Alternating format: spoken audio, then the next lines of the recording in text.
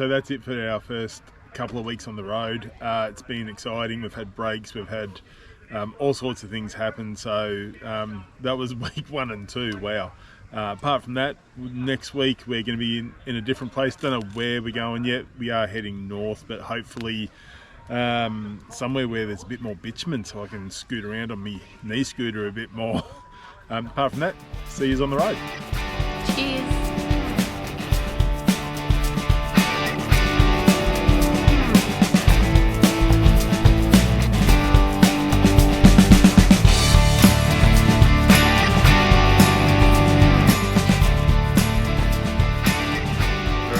Our camp set up, so we're at Lake Awoonga. It's pretty cool here. This is a communal fire pit, so this is our view that we get every morning just over the lake, so it's pretty cool watching that lake. So Loretta's lunch break, we've decided to come down to the dam wall. That dam wall, I don't know if you call it a dam wall because we're on a lake, or is it a lake wall? Not too sure. Let us know what it is. But we've come down here for Loretta's lunch and it's a really pretty view. So there's a few lookouts around the lake. So this is the first one. But we're gonna check it out every lunch break that Loretta has. We're gonna go check one out. We're at the old boat ramp, I guess you'd call it, or maybe the main rest area where everyone comes for picnics and stuff. Yeah, it's actually really nice. This is my lunch spot for day 2.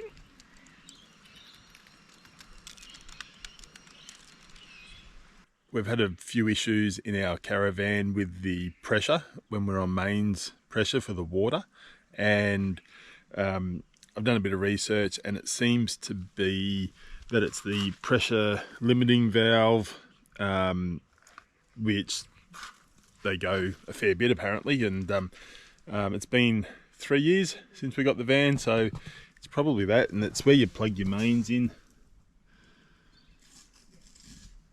down there.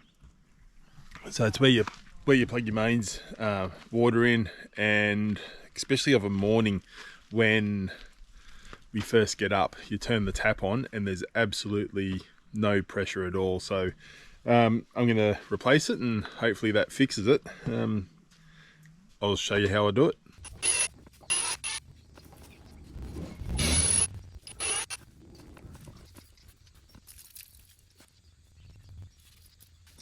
So there it is, all pulled apart, and now I'm just going to put some plumber's tape on it, and I've cleaned them all up. There was some sort of glue.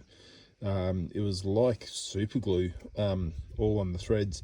So the things you got to do when you're on the road, you just got to clean them up and yeah, put it all together. So I've got a new one here. So there's the new one. You've got to make sure that the arrows go in the same way. So that's the flow, that's the way we're doing it. Make sure it's all correct. So the water comes in here. This is where the mains gets plugged in. Then it comes through here. There's the arrow, so the water flows that way. Then there's my tap. So I'll put it all together and put it back in the van, and hopefully it works.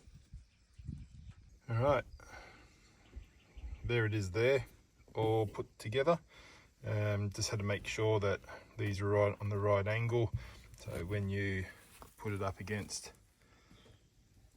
the caravan, that you've got adequate room for the hose to connect up. So yeah, so let's go put it on the van.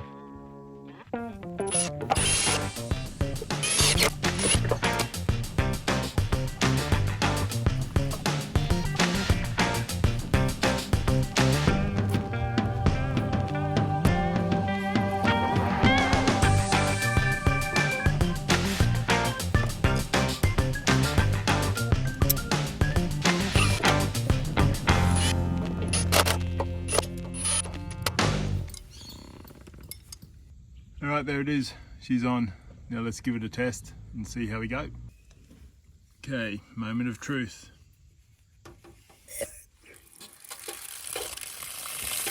Whoa.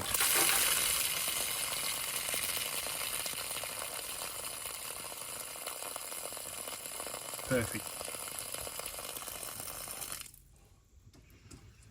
So that's good, that works well. Day 3 for Loretta's lunch break tours, and we've come down to another section of the lake, and the crows are really loud here, but this section is really nice as well. All the areas are nice.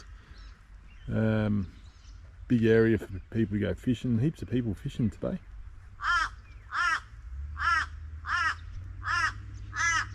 So Loretta's lunch break views.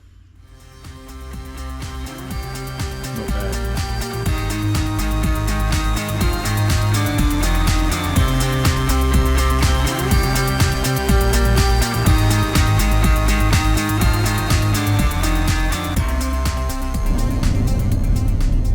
So that's goodbye from Lake Awoonga, and here we come, Rockhampton.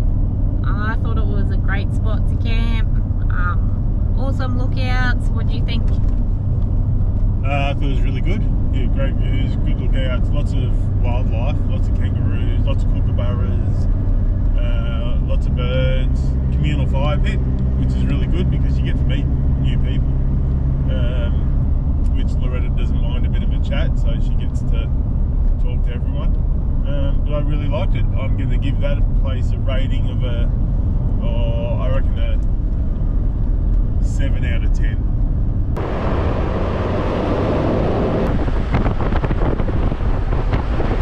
So we left Lake Awoonga and now we're here in Rockhampton. So it's only an hour and a half from Lake Awoonga to Rocky, and we're at the, where are we? Discovery Parks? Yep, Discovery Park, Rockhampton. Rockhampton, or Norman Gardens, I think they say it is. So it's on the northern side of Rocky. Alright, it's Sunday. You know what Sunday is? Exploring day. Oh, I was going to say farmers markets day. We're going shopping, we're going to farmers markets, we do our fruit and veg shopping, and then we go and do something. So show you what the markets is like, and then we'll go do something.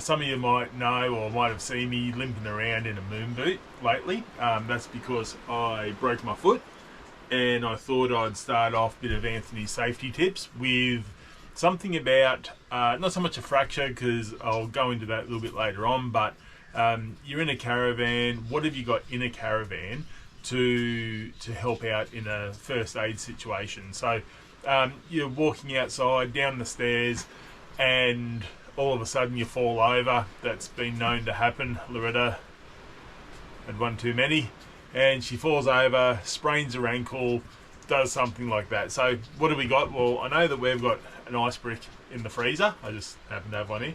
I've got an ice brick in the freezer. You got an ice brick, or you got ice or anything like that. If you're fallen over and you've sprained your ankle, you've hurt your ankle, don't be putting the ice brick directly onto your ankle, because if that's frozen, that can actually stop circulation, and you don't want that to happen in your foot. So best thing is to do, grab your tea towel. You've got it in the freezer, you've got everything here, tea towels in the cupboard, wherever you put it, but just wrap your, I'll do it up here, just wrap your ice brick up in a tea towel, and that's just going to give it a bit of a barrier between the ice brick and the ankle. And I won't do it on my bad one, but on my good one, if you need to put it on your ankle, you can place it on your ankle, and then that way you've got some ice going on there. Now, the best treatment for a sprained ankle, if you remember the word ricer actually, it's rest, ice, compression, elevation, elevate the affected limb, and then refer off to medical help if necessary.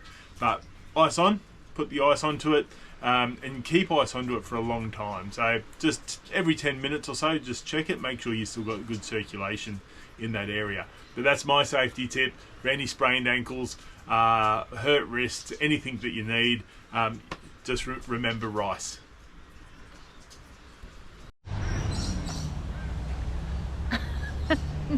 So we're here at the Rockhampton Heritage Village. Yeah, so take you for a tour.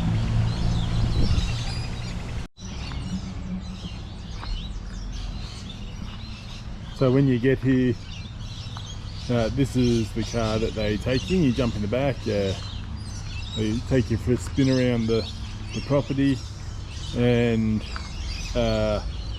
you just get to have a look at it. And he explains where everything is, and this is what he drops you off in.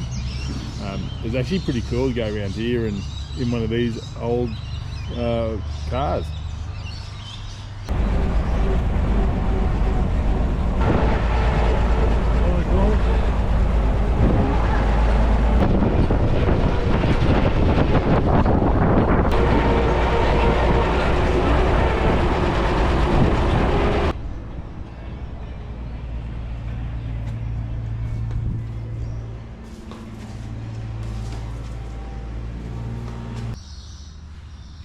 Cool, highly recommend it. Where are we? The Rockhampton Heritage Village.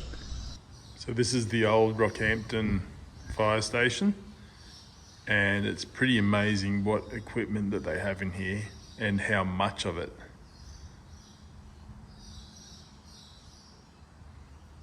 Hopefully you're enjoying what you're seeing at the moment, so if you do, don't forget to like and subscribe. It helps us to get more content out for you guys. Alright, this cottage was built in 1911 and it's as it was. So as the family home, it was never connected to electrical supply, and it was lit with kerosene lamps and heated by large fuel stoves. So, and they've kept it the way it was. So the dining room, pretty cool.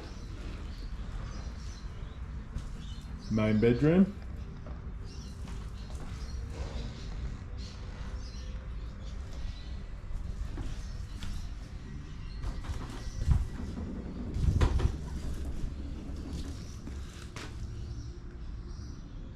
We've got the kitchen, fuel stove in the corner. You may not be able to see, a bit dark. Bedroom number 2.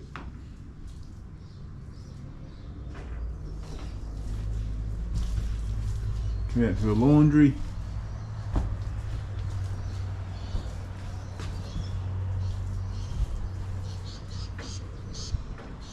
And bedroom number 3.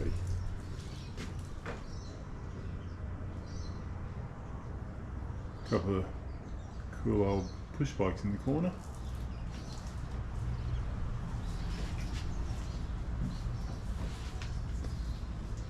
Good little 3-bedder. And it was still on the property in 2009. We're at the Rockhampton Heritage Village, and this place is pretty amazing. How much was it to get in? It was $5 for an adult, and kids are free. Wow. And we actually, we actually jumped in an Oldsmobile. It was like a 1927, something like that, Oldsmobile. And they take you for a quick lap of around the area, the village. I think it's 11 hectares that they were saying. And they take you around, he quickly tells you what it is, then he drops you at the furthest point at the hospital, and then you just work your way back up to the reception area. But it's pretty amazing. We're actually in one of the homesteads at the moment, and they're as they are, so yeah, it's pretty good. Definitely highly recommend coming out to a place, this place, because I think it's just well worth it. Yep, definitely. I'll give it a 9 out of 10. 9 out of 10, that's a big one for Loretta. There's no pub for you to have a drink though. No. So Loretta is standing next to a little Royal Mail coach, and I mean, as you can see, it's not very big, so I don't know how people would have fitted in there. Wouldn't want to be claustrophobic. No, definitely not. It's amazing. That's Lake Awoonga and Rocky in a nutshell. Hope you've enjoyed it. Don't forget, if you like what we're doing, to like and subscribe, hit the notification bell, and we'll see you on the next one. Bye.